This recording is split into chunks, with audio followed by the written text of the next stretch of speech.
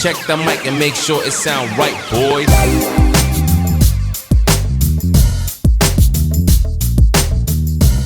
Hello, everyone, and welcome into Debate Night yet again.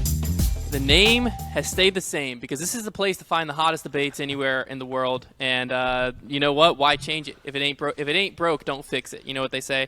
But we're here off a pretty hot performance at DGLO for you, Brodie. Why don't you just walk us through that a little bit? Sure. That was probably the most asked question I got was, you guys changing the name of Debate Night? Really? That's funny. There was a lot of questions over that. We got a lot of good suggestions, but none just felt right. Debate Night just felt right. I think a lot of the suggestions we got too, honestly, sounded more like maybe a future podcast with like me, you, and Trevor. Is what it sounded. It didn't seem like a good transition of this podcast.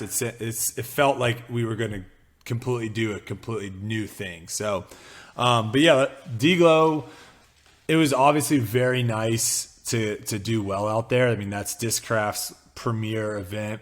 It's literally in their backyard, and everyone in the area, from workers to just Discraft fans, are basically coming. Someone wants attention. But yeah, no, basically it's just a big, huge Discraft event, equivalent to some of the other ones with like Innova and I'm sure like USDGC kind of thing, of where that's a big Innova event. So it felt good to obviously perform there. I haven't performed well in the past. I was looking this up because I've almost made more money in winnings this year than I did last year, which honestly is pretty impressive when you look at my last year. I played like a lot of smaller like A tiers and stuff and like made a couple $100, yada yada. Yeah. This year, obviously, really difficult to cash at these events. If you don't play well, you're not going to cash. But my last couple performances at DGLO have been really, really bad, and to the point of where if I would have played like that this year, I mean, I might have gotten dead last with how crazy good the fields are getting. So it's really fun getting to a course too, knowing that you can birdie every hole, where I want to say last year, like hole 1 and hole 2, or hole 1 and hole 18, both of those, if you have a big forehand, those holes become a lot easier. Hole 1, I parked twice. So I had tap-in birdies twice, sawed off one of them to where I kind of scrambled. It was probably the craziest scramble I've actually had all year to save par.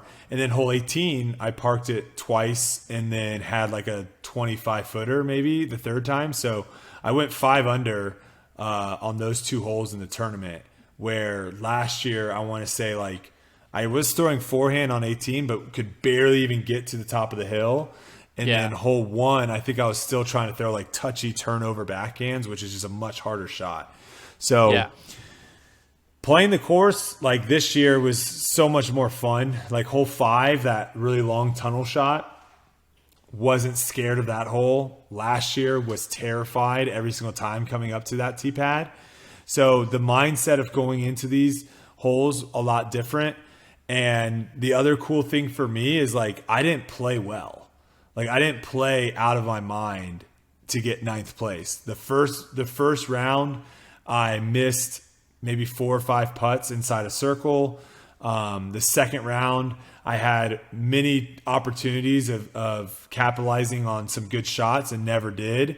And then the final round, I was in perfect position on hole 14 after the drive, perfect position hole 15 after the drive. Did a terrible upshot on 16 to bogey that hole. Perfect position on hole 17 after the drive.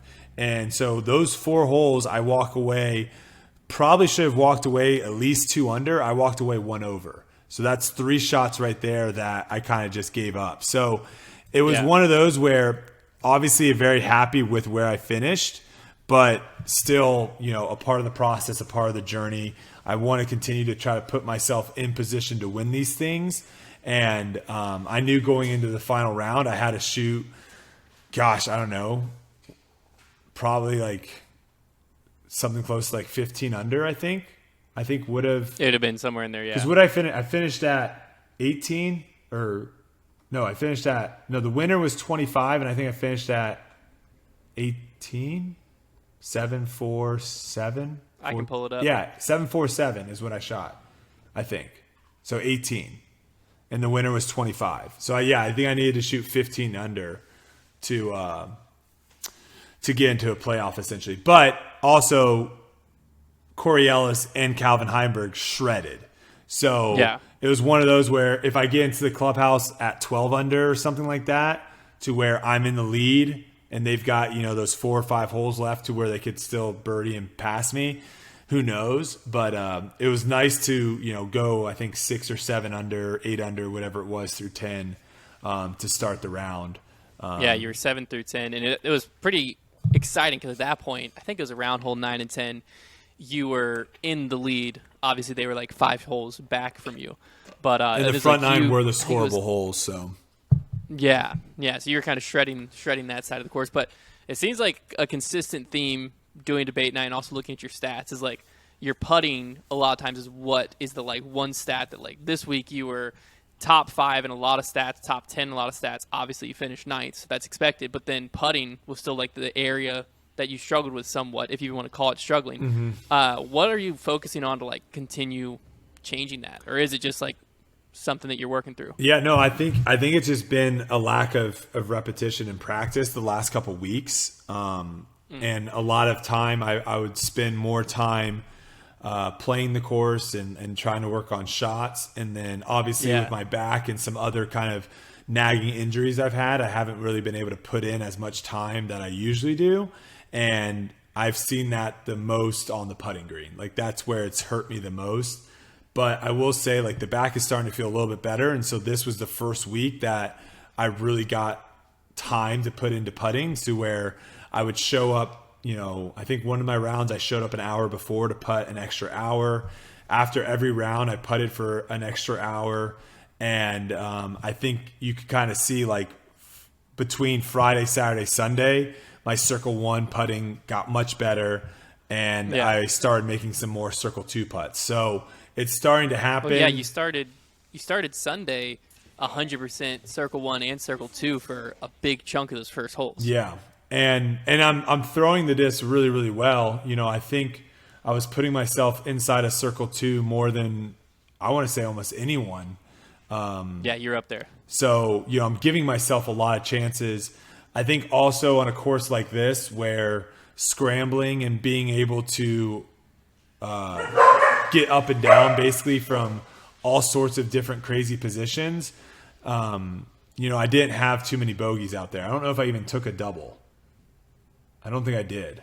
I think I only had a couple bogeys, and a lot of those, like one of them was me being aggressive on a circle 2 putt uphill through a bad scuba. It hit a tree, hit a limb, kind of overhanging limb, and then rolled down the hill, and I took bogey there. So like a lot of the bogeys too were just kind of on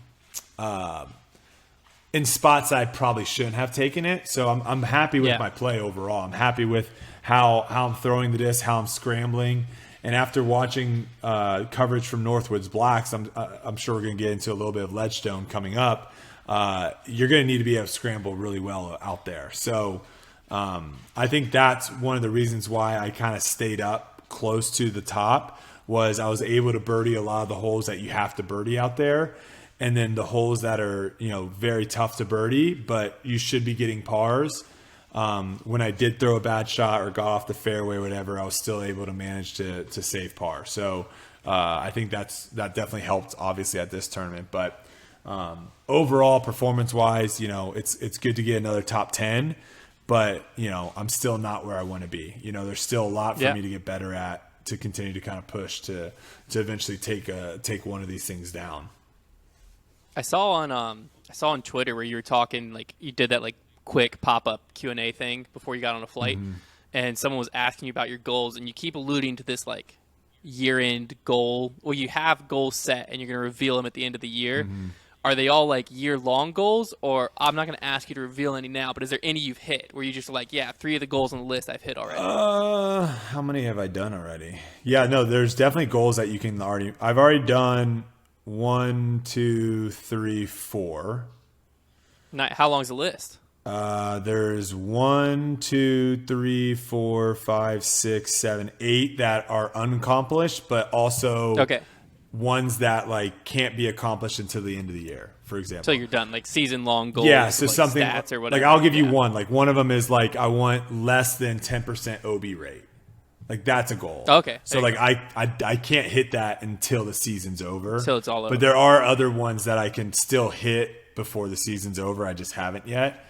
But yeah, I think this is the first time I did that because the last 2 years have been almost more of like just getting through tournaments, like just trying to stay positive and just finish a tournament and try to throw every shot.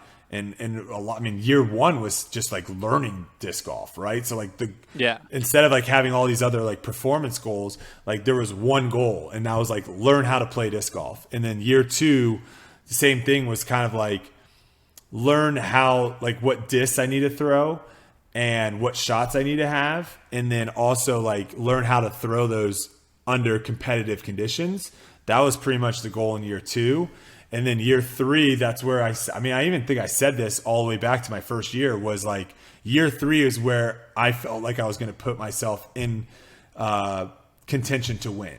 And I've done that at a couple tournaments after round one. Now, obviously I've fallen off at some of those. Like Idlewild, I was in contention to win after round one, but then round two was terrible. And so I'm pretty much out of it. But trying just to put myself in that position more and more and more to where I'm comfortable with it. Like how I felt, because DDO, it's fair to say like that was kind of like an outlier tournament, if you will, because you weren't really necessarily playing disc golf. So the amount of pressure that you felt for putts and shots weren't really the same because of just how difficult it was. But with the European Open, now this tournament, I've had enough time playing like either on chase card, lead card, whatever, of where you get those nerves and you get those feelings of like, okay, I could win this thing. If I go out and I shoot a good round, I could win this thing. And having more of that is obviously going to bode well for me down in the future. Yeah, that makes a lot of sense. Now, back, I know you said one of your goals is like OB rate. This course on Grip Lock, we talked about it a little bit where it felt like a course that would kind of help you accomplish that goal, I guess is a good way to put it. I only threw one shot OB all tournament, so. Yeah, I mean, do you think this course could use some more OB, or is that something that it just didn't come through on camera? So this course probably, from all the courses we've played, this course probably has like the most potential. I think this course, if it does want to hold a world championship or a major or something along. Champions Cup's coming there next year, right? I don't know. I'm almost positive. There was also rumored where it's staying.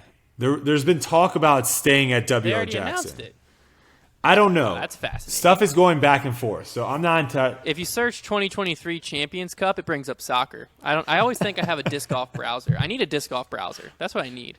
Where you don't have to type in disc golf after everything? Yeah, where I don't have to type disc golf after. 2023 Champions Cup. I found the criteria.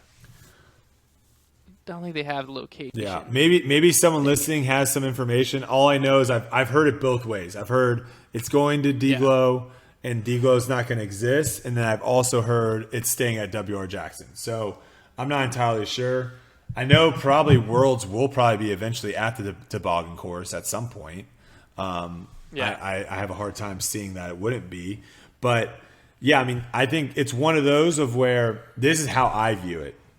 I think certain holes need to stay the way that they are currently and add OB, right?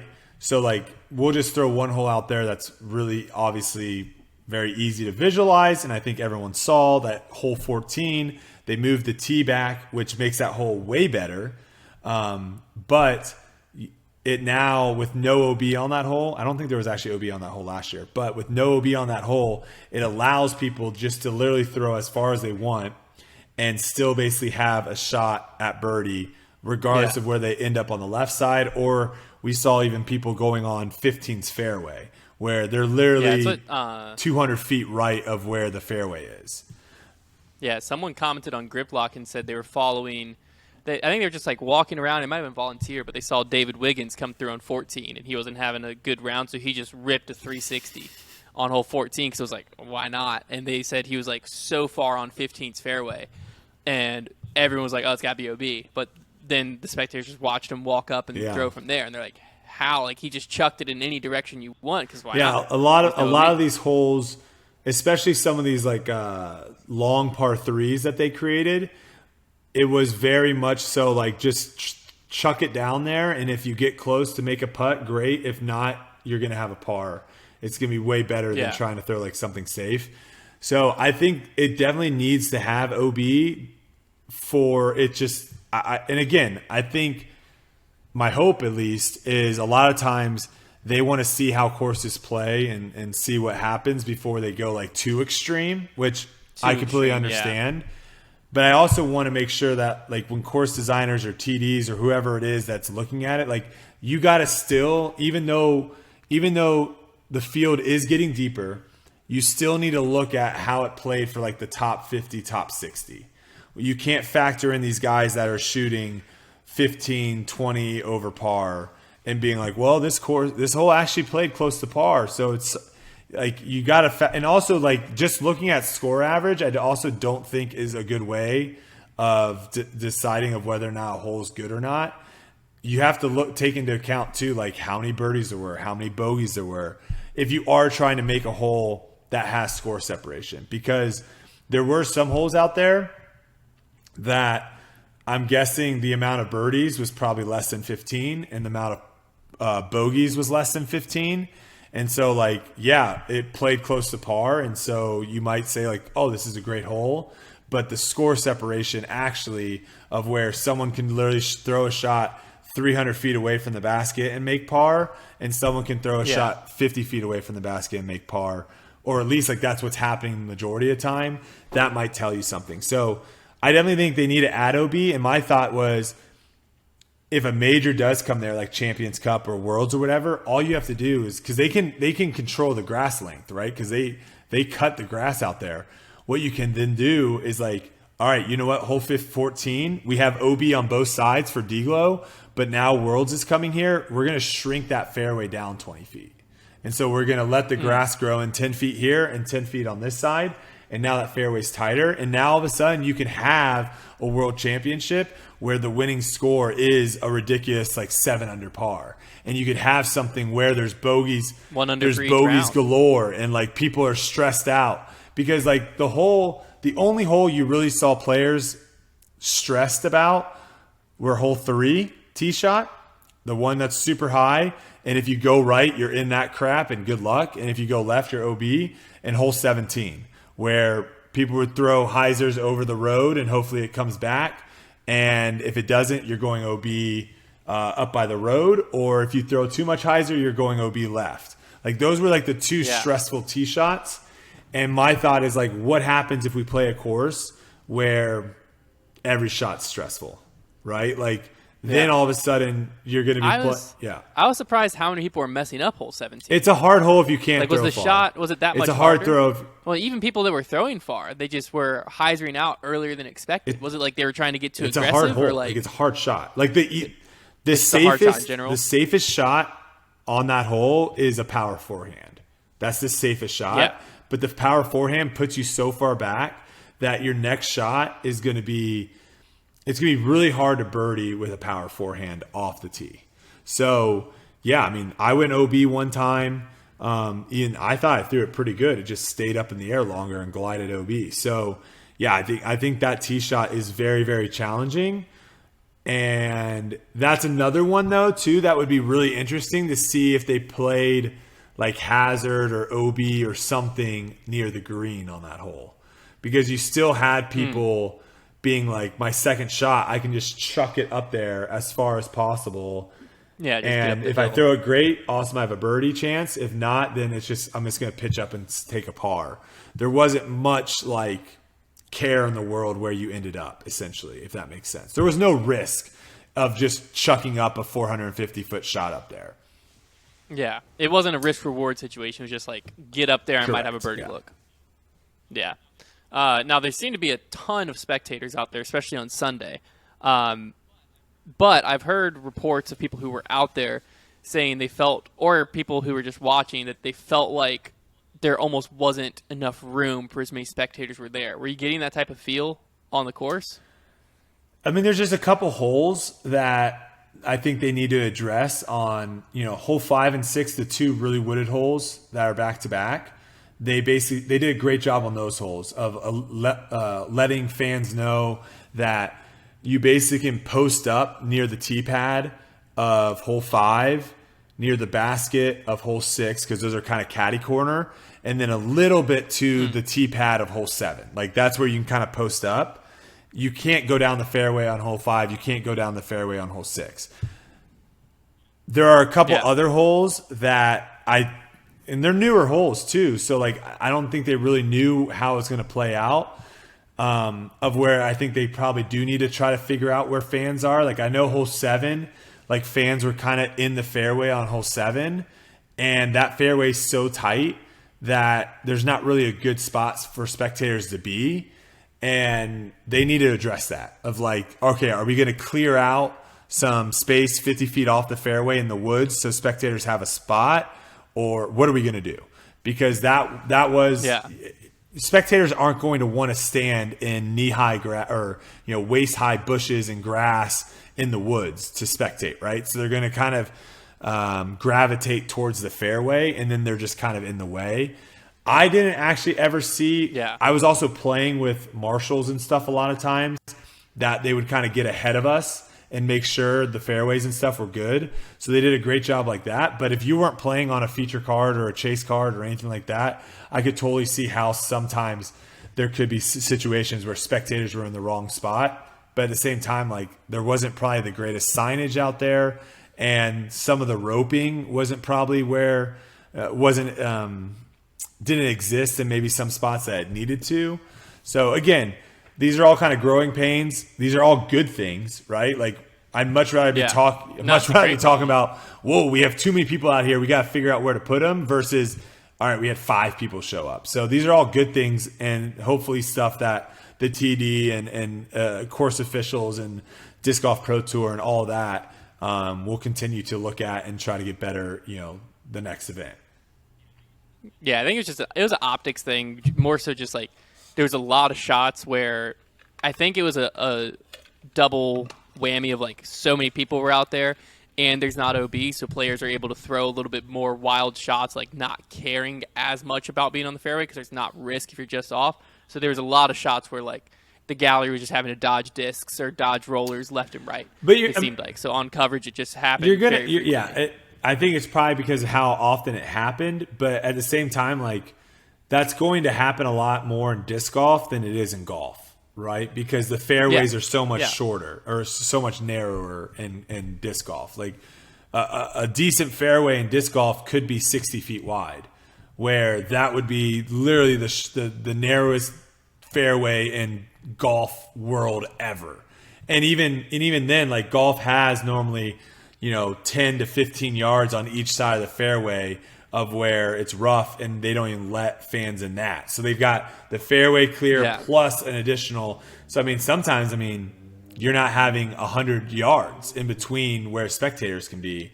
And in disc golf, there's, some holes there's going to be 60 feet. So it's going to happen a lot more in disc golf. Yeah. I just think the optics, like you were saying, I think some holes they need to figure out ways of like, okay, we need to get spectators at least 10 to 15 feet off the fairway to where it's not even like a good shot they're having to dodge. It's only when someone like kind of sprays one left or right.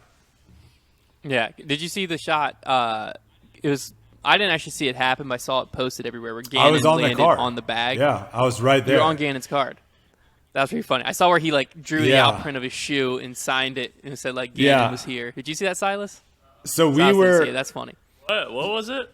He basically threw a shot and it landed like someone had one of those bags that like has like a little shelf, lip, like a shelf kind of where their discs are and it comes over. And Gannon's disc landed on that. Oh, so then Gannon. See, this is where. Essentially, I think this is where I don't know if it's possible, but if we are doing this show not live, this is where we could potentially like add that photo. Yeah, throw it up. Yeah, we can. Yeah, throw that photo up so people can see it if they're watching this on YouTube. And if you're listening on Apple Podcasts, all that stuff, then you just have to go to YouTube to check it out. But yeah, I was right there. We had one of the PDGA officials right there come down to kind of explain like what his options were. And he didn't have to play it off the bag. He just wanted to. So, yeah, he was like, well. So what is the ruling there? Because, so that technically isn't a part of the course since it's a spectator's bag, or how did it work? Do you remember what the marshal said? Essentially, like, the marshal was like, well, you can just play behind it. Because there was, the paper, whatever, he could put his foot right behind the bag and be fine. I still think that's ridiculous that you can't just be like, I'm going to lay a mark down, remove the bag, and then put the mark where it should go kind of thing. Like, because, they do that in golf where if your marker is in line of someone's putt, they allow you to you can put your club down and move your marker a club away. So then that person can putt, and then you put your club back down and move your marker back. Right. And so like, essentially that's what I think should have happened is like, put your foot down next to the bag, like sideways, put your mark down, remove the bag, put your foot down, put the mark back, and then you're good. But do we want to get into another ruling that I think is kind of silly?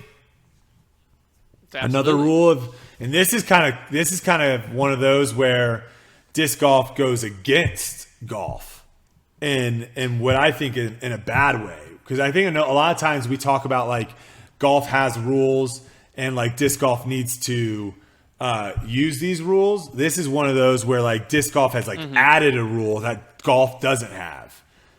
And I think it's a bad rule. Yeah. So essentially, for those watching that have watched golf, the most famous one ever was when Jordan Spieth was like falling off during the Open. Like he had a huge lead and was slowly losing it.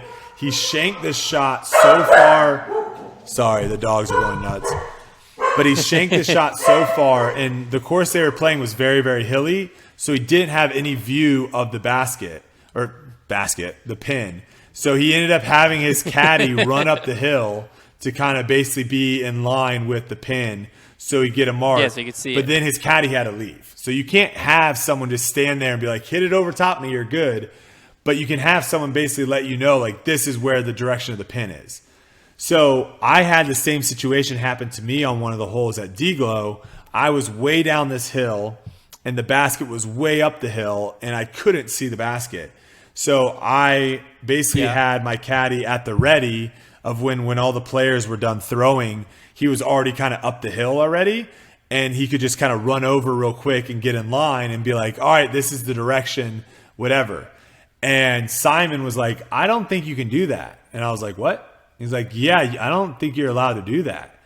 And I remember specifically maybe it was either last year's DGLO or 2 years ago on hole 3, someone had thrown a shot right of the hole 3's basket, which is, again, in that crap to where you can't see anything. Mm-hmm. And he had someone like shake the chains of the basket so that he could get an idea of where the basket was.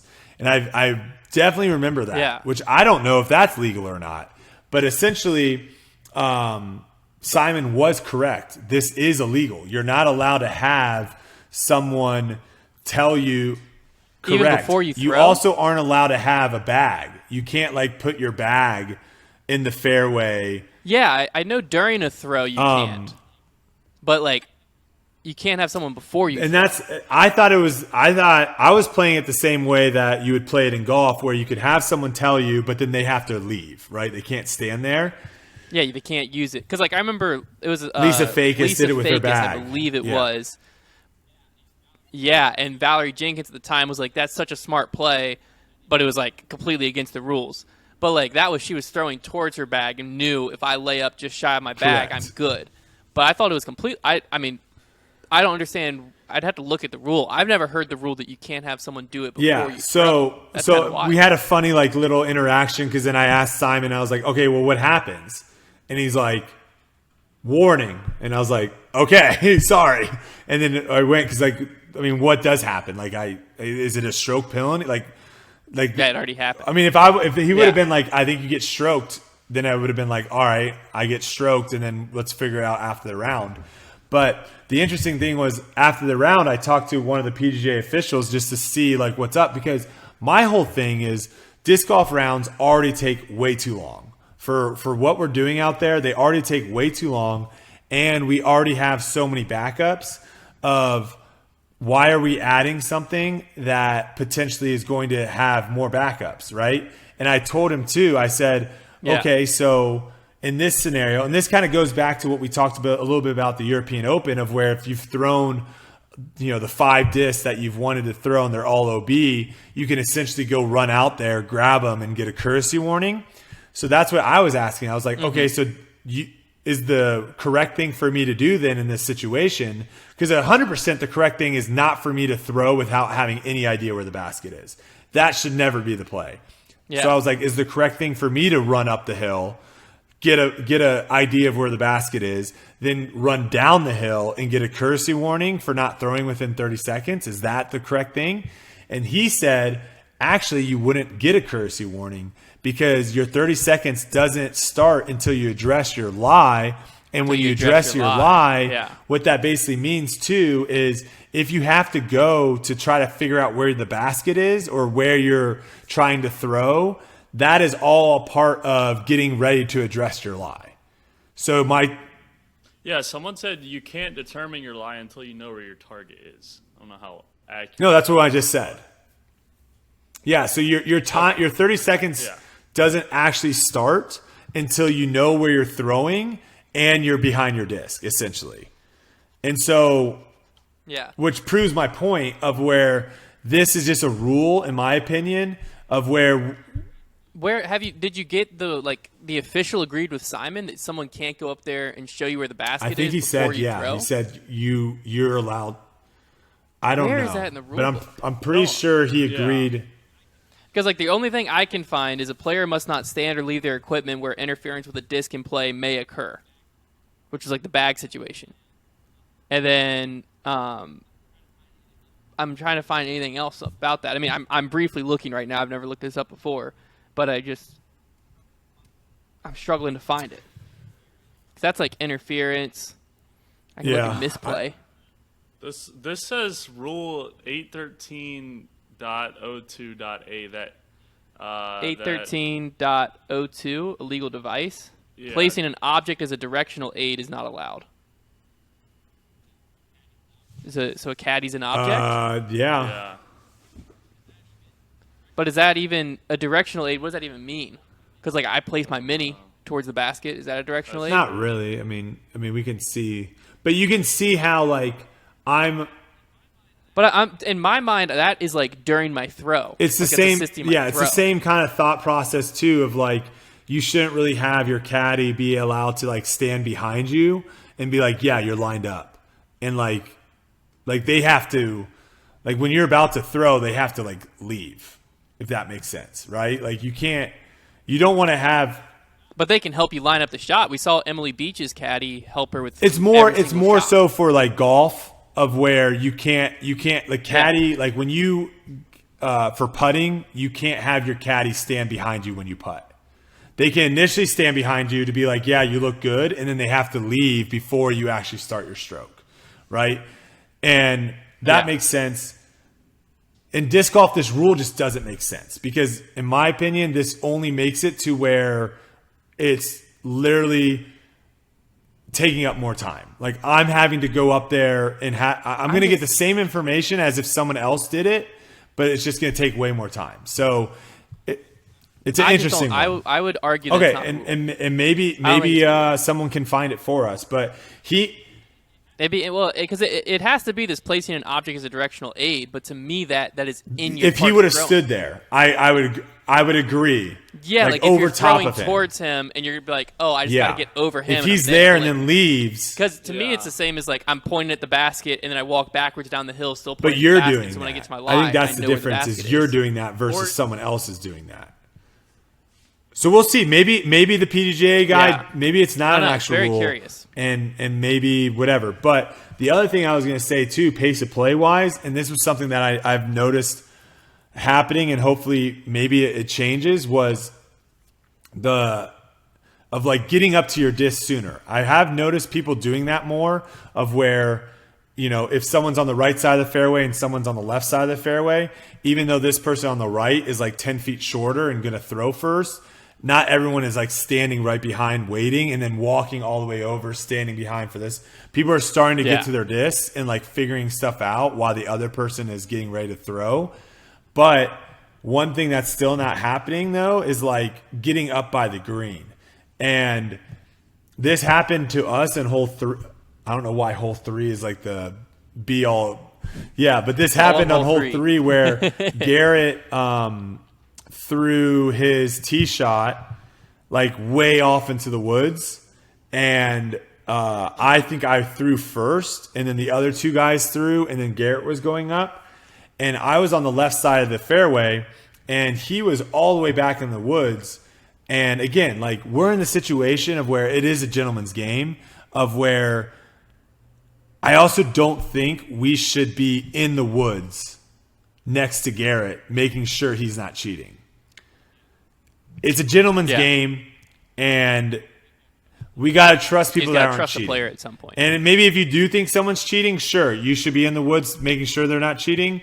But like, again, that's just going to slow down play so much if like we all have to be like referees on every single throw, especially on a course like this where people are off the fairways all over the place. You kind of just have to let it be like that. So I know there are going to be some people be like, no, you need to be behind the disc to watch them, to make sure. And it's like, I don't know if that's the route we want to go to have 5-hour rounds out here. So I ended up literally walking. I was watching where he was to wait for him to throw. But as I was watching, waiting him to throw, I was walking all the way up to the green. So basically what ended up happening, just to kind of like show how much faster some of these rounds could happen, is Garrett throws out, right? And at that point, I'm now like 60 feet away from my putt. So I can literally putt within a couple seconds, where the other two people on my card are 250, 300 feet down the fairway. So if I would have been next to them, we would have then walked all the way up 300 feet to get to my disc, and then I would have putted. All while Garrett is still trying to get out of the woods, right? So there's small things like that that I think playing a course like this, I think also will help speed up pace of play, which I think with how our coverage is right now, because at a golf tournament, pace of play is important only for really people that are there live. Because when you're watching on TV, they have so much other shots and stuff they can show you that you're never just like watching people play a card game on the tee box. But that's a very common thing in disc golf because they only have so many cameras. So I think it's becoming less common. It's less common, but still there are backups, and you're just I don't know what they're showing now, but there are still backups. So I think anything that we can do to make play speed up faster, I think is something that we look at. So that was just something that I saw that I thought was interesting, was like, are there ways that we can get closer and closer to our disc without obviously getting into the way of other people throwing, but to speed up pace of play? So what about your like sneaky side mission of the like handshakes? I did it every round. How's that going? I did. But like, is it did still it every picking round. up momentum? When we were in Charleston, you said it was like There are some people that are doing it for sure. I think more people are doing the handshakes after 18 than people that aren't doing them on 18's tee, if that makes sense. So I think more people are doing both. Where people are still, I did it every time on 18's tee. So, but then why that's would a you fantastic question, and that's a question. Like, you're not done yet. That's You're a just question gonna for do you it to after. ask the people that are doing both, Silas. I was never the one. I'm never the one to initiate it on 18th tee. But if someone comes up to me on 18th tee and it's like, "Hey, man, great playing with you," like, what am I supposed to do? Yeah. Ask him how the round went. Well, I mean, obviously I have those discussions, but I'm still going to be – I always just say, like, I'm going to do this when we're done at 18th basket as well. But, yeah, I'm – Yeah. Yeah, just yes, know you're going to have to shake this the hand movement again. I'll is shake it now, happening, but- though. Like, I did notice – this is what I will say is, like, I noticed players being more prone to – like, it wasn't like, what are we doing after 18 – after finishing? Like, there were people that were ready to do it again. Yeah. Like, if that makes sense. So we're getting there. We'll see what happens. Hopefully more pros and stuff jump on it. I think it looks way better finishing your round, giving handshakes to everyone, and like concluding it there. I will continue to die on that horse. I got a question. What happens if you're on league card, the first place taps out, trophy rushes in? What do you do then? You shaking Terry's hand? first? I feel like they've been pretty decent to have a little bit of breathing room, a little bit. Okay. It depends Yeah. on the TD. I mean, I'm gonna be close enough. I'm gonna be close it depends enough on to the where, event. like, even if Terry is like doing the whatever, I can just come up real quick and say, "Hey, congratulations," and do a handshake. I mean, you see that a lot in like basketball, football. You see that a lot where someone's giving an interview and teammates. And you see it more probably in football because of just how many teammates are in football that you literally can't give handshakes to all your teammates after, or even to the opponents after, right? Mm-hmm. That would take way too long. So a lot of times you'll see like other guys running up during an interview just quickly like on the back of the shoulder being like, "Hey, congratulations," or whatever. So I could see that happening. Yeah. Makes sense. So, I'm going to ask this question first. So you're just at a Discraft event, obviously. We just saw a Discraft new mold get approved. I The think I Athena. threw it. I think You I got threw any it. insider secrets? Is it pretty sick? It seemed like by the measurement that's on the PDGA website that it's like a 7-speed, like a little bit slower fairway. Is Oh, that I about don't right? know. They didn't say it was the name is Athena, so I have no idea. That's what it's approved Okay. on PDGA. Is it as the Athena, which it seems like it's going to be in the PM. What line disc is if that? Is it's that the 5 Athena, or One would 6? assume Yeah. in the PM line. Luna, Malta, Zeus, Hades. Oh, so they're Onyx, just 6. assuming Paul's going to win the this 6th year, I one. guess. Oh, you're saying like the 6th for it having 6 letters? Oh, or I the- thought the he got. six I thought discs? it was every world championship. Is that not how it is? I don't know. I know the naming nomenclature, heck, if nomenclature? you will, was like going Well, that for. would make sense. Well, too, like because Zeus it's 6 Onyx letters. was 4-4, Hades, That's 6 letters. Malta 5-5, Athena's 6 letters. I threw. No, could be a I little threw a freak. couple new I'm discs. just curious. I About threw the a couple discs. new I didn't discs, know and how I- it flew. Yeah. A couple Well, new discs. I mean, everyone's working on. Oh, Well, okay. that's okay. not. That's What not else like we a got in spoiler. store here, I think Brodie? every company works on new discs.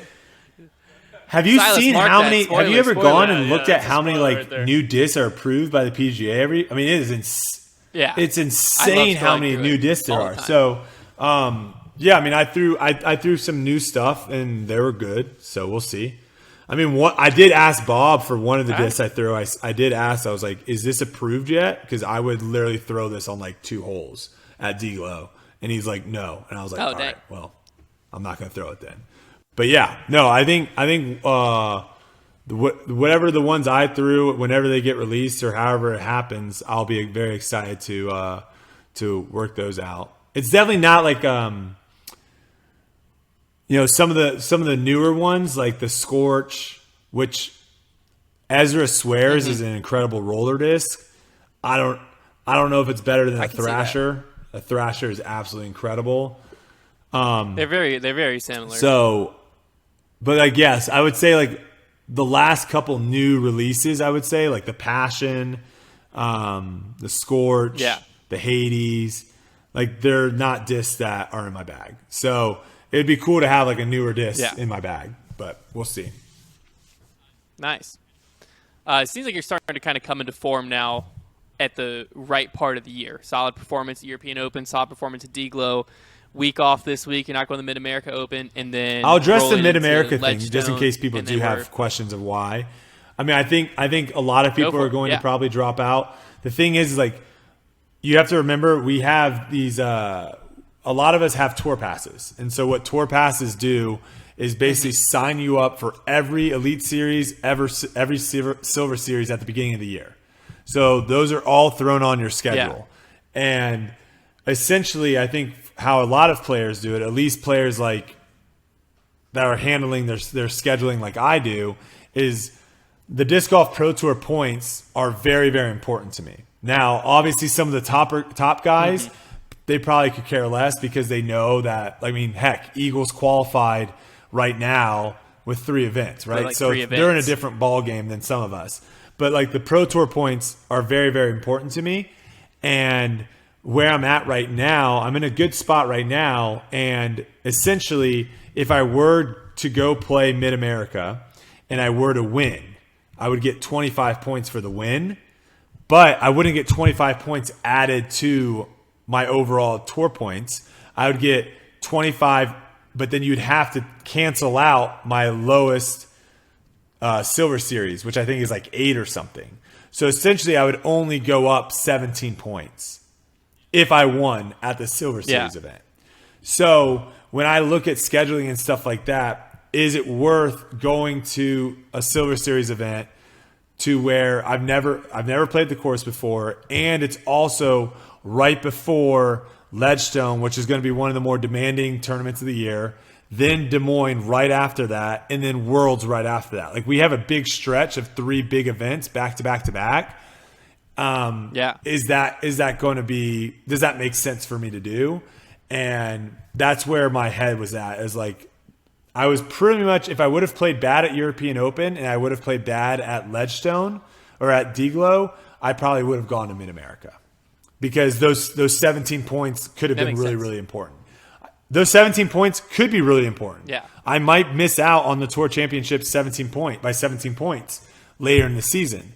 But I'm right now playing the game of where I think being home for this week with Kelsey and my family, spending some family time and practicing and not having to prepare for another tournament this week, I'm putting stock in that is going to be more important at finishes at Ledgestone, at Des Moines, at Worlds.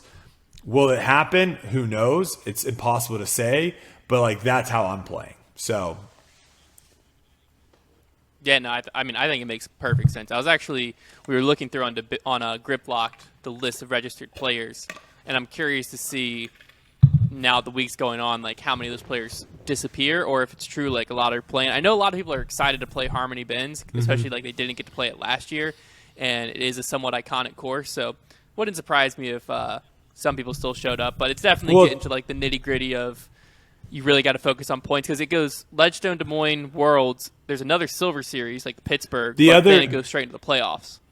And you also have to like, look too. The people that are time. probably playing in this are people that are probably like the people that are living out of their vans, like the van lifers, right? Because what else are they going to do? Where else are you gonna right? go? So they don't have the ability of, they're not going to drive home for a week and hang out.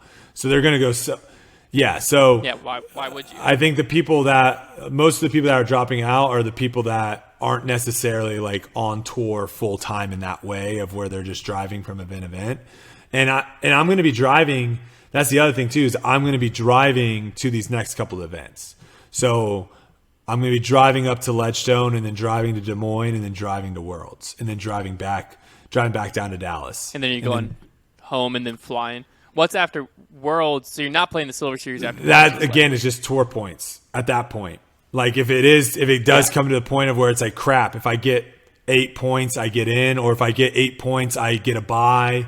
Like, well, the playoff points are still the playoff points are right? still worth points. Because you're definitely in because I think it's like playoff top 80 get into Maple Hill. Yeah, it goes like 100 Or to 100, GMC, yeah. 80 to Maple Hill, and then 30 or to- something like that, and then 30, Yes. 36. Yeah. to the. But you basically just want to, with the. I mean, to and at a lot of least the times, play. like I think for us being at Foundation and being a big media part of disc golf, I think we probably need to talk about the tour points a little bit more because it's definitely not really discussed during coverage. Yeah, we started talking about it on Grip Lock like 2 weeks ago. We Yeah. started bringing it up and looking at the bubble because I think as these next few Pro Tours and then Worlds roll on, the bubble is going to be really interesting. Because the top, it's not super interesting with the, they're locked in. But the bubble gets very interesting because, like you, for instance, one solid finish at DGLO, you went from being on the bubble to being And I think in, we like, talked about 25th this in the too tour about points. And- how many more points you need this year to get in than in the past. Like, Yeah, we brought it up. It'll be interesting to see what it shakes out because now Well, I think the drops points are already starting higher. to be factored. Yeah, they're already there. It's just like how with the drops, how's it all going to shake out and actually be like?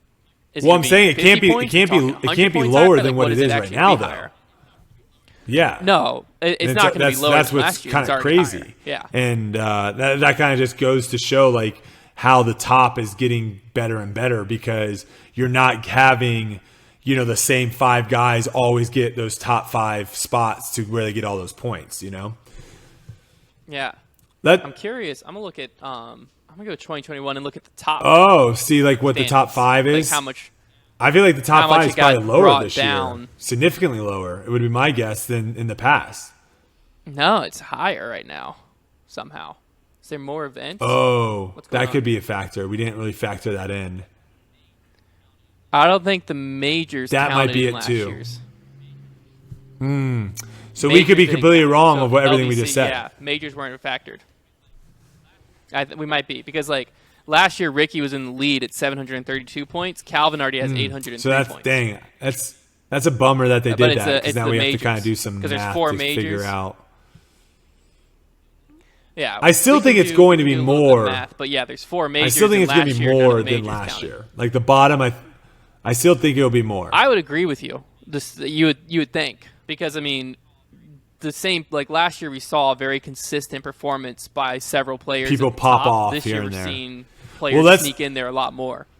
Yeah, like Luke Humphreys got a ton of points at the beginning of the season, and like a Let's player like that. it let's didn't really happen last year. transition over then while we're talking kind of tour championship and qualifiers. Let's transition a little bit to USDGC because obviously we're getting closer and closer to that event. DGLO, another event, not a qualifier for USDGC. Yeah, Trevor and I were talking about that. Personally, we would have been so ticked off if you would have went 3rd at DDO, 9th at if you hadn't qualified at European Open, and your 2 best performances Yeah. were just both you just kind of got snubbed on. I was like, that would have been. I mean, I didn't we even would have think about caused that. a riot on Grip Lock, I think. But I mean, yeah, it sucks because Well- like from Innova's side, I can see what they're doing because it's like that's a Discraft owned event. And DDO is obviously a We dynamic don't want, disc owned event, so they're we like, don't want to bring no. this more prestige by having it be a qualifier. But it just doesn't really make it. Yeah, but from a PDGA standpoint, it doesn't make sense because like DDO is one of the bigger Pro Tour events, one of the longer standing Pro These Tour are events. tough You would think tournaments. that Yeah, should be a the qualifier. whole idea is if you want to make your qualifying prestigious and have like a really prestigious field, it should be coming from the toughest events. And DDO and Yeah, with how much OBs at DDO and then how much elevation and how bad the rough is at Toboggan, like these are 2 courses or 2 tournaments where you're not really going to have someone where you're just like, well, what the heck? How did that person qualify? Like there's no flukiness, I guess, is what I'm trying to say, where maybe, like a Masters Cup, right? Where the course is super short. You could well, I don't know if they did it this year, but like A previously tiers, they've and snuck in yeah, they have like random one in B tiers or Canada A coming tiers. up and stuff. Yeah. So yeah, I remember. I think I was hearing. I think it was Stokely. I think I saw either he did a video or he said it in person. I remember Stokely saying something along the lines of something that basically I said at European Open during the final round of where it's like, all right, I'm not going to get a top 10 anymore. Like switch to the next thing, USDGC qualifier. And I think he kind of said, I think it was Stokely of where he said something similar of where it's like, all right, I didn't play well enough to win the event, but now it's like, okay, let's try qualify for the USDGC. And I was like, oh, is this a qualifier? And then I went on UDisc and the little thing wasn't on there. And that's how I always know it's a qualifier or not, because it's really hard to actually find the list of tournaments. But I was like, what the heck? Like, how is this not a qualifier? So that's going to have to get addressed eventually at some point. I don't think, obviously, there's enough like outrage from fans and stuff. But eventually it's going to get addressed of like, why the heck why is not every Elite Series event have like 4, and even European Open had 4 spots. I don't know if that's common or it's only 4 everywhere. I feel like there was 5 given at Vegas. I could be wrong. Could have been. I'm going to look maybe that up Innova events get more. Because that would be crazy to me is if you get 5 at a Innova event and 4 at a major. Yeah. It'd be I think what it's going to take is someone who clearly deserves, has a solid year. See who it is. Who is it right now? Who is it right now? You didn't perform well. Who's like the highest ranked person that hasn't qualified? Is there an easy way of seeing? Oh no, you can do that. That's gonna be a tough one. The USDGC. You can also just literally go to, if we go to. They used to not publish it, and then I started a blog about all the people that hadn't published or hadn't qualified yet, and then. Is there a way of going back to like the UDisc of a tournament? I stopped doing it. Because that's the easiest way probably of doing it is going to like. I can see that they were already qualified. The problem is not a lot of people went to European Open. Qualifier, right? So you'd have to go to like Preserve or something of where like pretty much everyone went to. Preserve. And then let me see if and then you can go down the list there. I think that might be the easiest way of kind of just getting a rough estimate of who hasn't qualified yet. There's a lot. I mean, so many people qualified. Colton Montgomery is the first one I just scrolled by that hasn't qualified, unless he got it in the past. This is at Preserve, so as a Preserve, he hadn't. Andrew Marweed hadn't. I don't think Andrew Marweed still hasn't because like he got 5th at this one, and this wasn't a qualifier.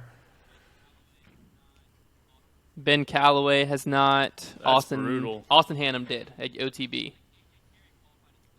This one, like AJ Carey qualified at the 303 Open. Tier. What's the 303 Open? What? I'm gonna just search that 303 Open disc golf. Yeah, it was back on May 7th. It's just an A tier in Colorado. Like, why is a random? That's what I hate. Why is a random A tier should never be a qualifier? I could that see makes no sense.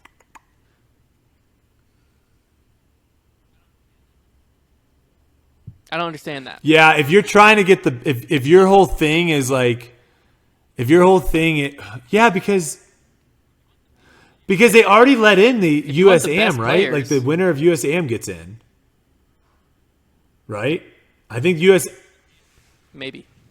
I know they get into Champions Cup. Because there's other ways of like trying to like, because obviously I understand that where it's like, okay, you want to be able to have like maybe some up and comers and stuff be able to like that to qualify. But if you start putting it at like these A tiers, you're not going to be getting like local guys like, oh, we're going to get some grassroots. You're going to be getting guys that didn't get it on the Pro Tour now going to this A tier and they're going to get it. So going there. That's to me it doesn't really make sense the way that they have it. Maybe they can maybe Trevor can get an interview with someone from Innova to maybe ask like why, like what is the reasoning behind their US, like what's their process? I think that would be cool. It's like what is their process of picking events to qualify? The last article I updated before they had like the published list come out, I had a list of notable unqualified players. Who do you have? I think they've all qualified since then. We can go through it and see. Well, let me see. Because I don't think Marweed has qualified. Kale. Because he didn't go to the European Open. One. Where it's telling me this. And why is it saying? Okay, so the two that I'm unsure of on my list is Kale LaVisca and Andrew Marweed. Cool. But Adam Ham has qualified since then. You have qualified since then. Chris Clemens has, and I believe Vino Makala has at European Open. So if Andrew Marweed When was might this? When did still you not write this? Was this qualify after yet. Preserve? Was this? That was May 24th. Oh, okay. That was May 24th. That was prior to Preserve. Oh, okay. Prior to quite a few tournaments. Yeah, because USDGC I just know if eligible. Marweed hasn't done it since Preserve. Let me search Marweed.